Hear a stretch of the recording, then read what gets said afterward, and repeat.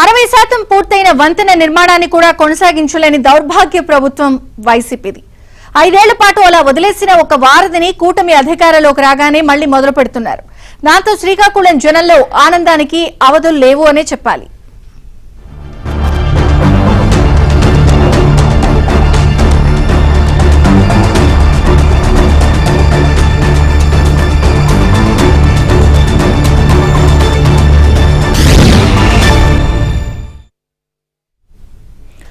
వారు నిర్మించారు, మేం అడ్డుకుంటాం. ఇదే పంధా గత 5 ఏళ్ల పాలనలో రాష్ట్రంలో కనిపించింది. గతంలో టీడీపీ ప్రభుత్వం చేపట్టిన అనేక ప్రాజెక్టులను వైసీపీ ప్రభుత్వం అధికారంలోకి వచ్చిన తర్వాత తీవ్ర నిర్లక్ష్యం చేసింది. ఫలితంగా 60% పనులు పూర్తయిన అనేక ప్రాజెక్టులు అర్ధాంతరంగానే మిగిలిపోయాయి. శ్రీకాకుళం జిల్లాలోని గార వనిత మండలం వద్ద వంశధార నదిపై నిర్మించిన హై లెవెల్ బ్రిడ్జి నిర్మాణం గత పాలకుల నిర్లక్ష్యానికి ప్రత్యక్ష సాక్షిగా కనిపిస్తోంది.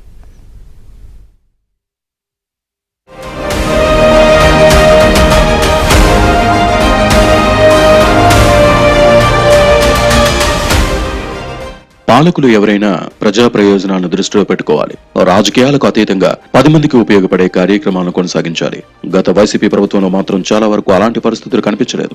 2014లో టీడీపీ ప్రభుత్వం అధికారంలోకి వచ్చిన తర్వాత చేపట్టిన అనేక ప్రాజెక్టులపై జగన్ ప్రభుత్వం కక్ష కట్టినట్టు వ్యవహరించింది. ఫలితంగా కోట్లాది రూపాయల ప్రజాధనం ప్రజలకు ఉపయోగపడకుండా పోయింది. శ్రీకాకుళం జిల్లాలో వైసీపీ సర్కార్ నిర్లక్ష్యం కారణంగా అనేక గ్రామాల ప్రజల రాకపోకలు సాగించేందుకు తీవ్ర ఇబ్బందులు ఎదుర్కొంటున్నారు. 2018లో అప్పటి టీడీపీ ప్రభుత్వ హయాంలో శ్రీకాకుళం నర్సన్నపేట నియోజకవర్గాలను కలుపుతూ వంశధార నదిపై హై లెవెల్ వంతెన నిర్మాణ పనులను చేపట్టారు. వైసీపీ ప్రభుత్వం ఈ పనులను పూర్తిగా నిలిపేయడంతో 2 నియోజకవర్గాల ప్రజలు తీవ్ర ఇబ్బందులు పడుతున్నారు. అప్పట్లో టీడీపీ ప్రభుత్వం మంజూరు చేసిన 72 కోట్ల రూపాయల నిధులు వృధా అవుతున్నాయన్న ఆందోళన వ్యక్తమవుతోంది.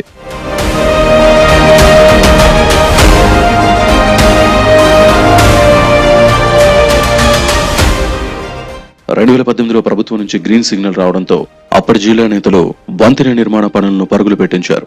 ఏడాది తిరగక ముందే సుమారు 60% పనులు పూర్తయ్యాయి.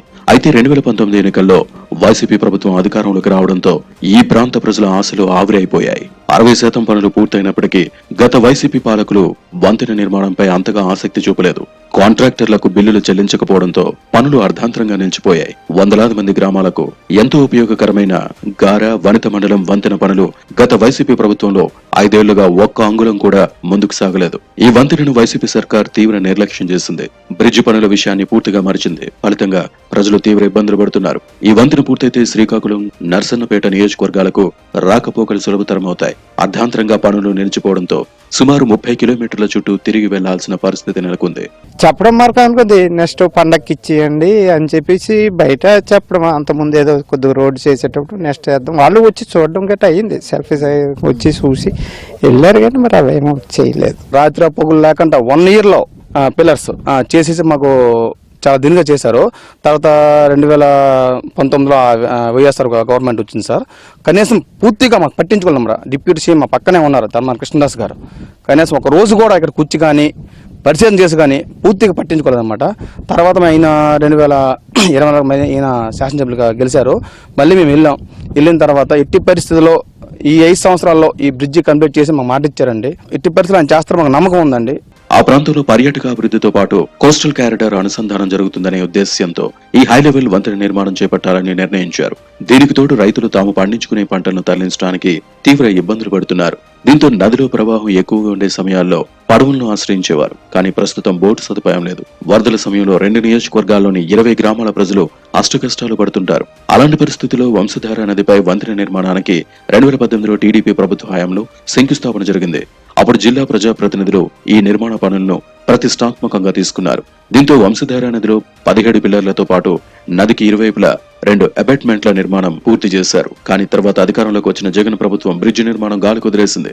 ముఖ్యంగా వంతెన పూర్తయితే సముద్ర తీర మండలాలు సంతబొమ్మాళి, పోలాకి, గార, శ్రీకాకుళం, ఎచ్చెర్ల మొదలైన ప్రాంతాలకు చెందిన వందలాది గ్రామాల ప్రజలకు ఎంతో ఉపయోగం ఉంటుంది. ఈ ప్రాంతాల వారు జాతీయ రహదారిపైకి వెళ్లకుండా ఈ వంతెన మీదుగా ఇటు శ్రీకాకుళం, శ్రీకూర్మం, కళింగపట్నం, శాలిహుండంతో పాటు అటువైపు నర్సన్నపేట, శ్రీముఖలింగం, టెక్కల ప్రాంతాలకు వెళ్లేందుకు దగ్గరగా ఉంటుంది. అందుకే కూటమి ప్రభుత్వం వంతెన నిర్మాణాన్ని పూర్తి చేసి అందుబాటులోకి తీసుకురావాలని ప్రజలు కోరుతున్నారు. బ్రిడ్జి అవ్వకపోవడం వల్ల ఇప్పుడు మాకు ఏరు వస్తే మేము గాలనేది వెళ్ళలేం పూర్తిగా. కనీసం తొలి అయితే బ్రిడ్జి అవ్వకముందు పడవ వేసేవారు.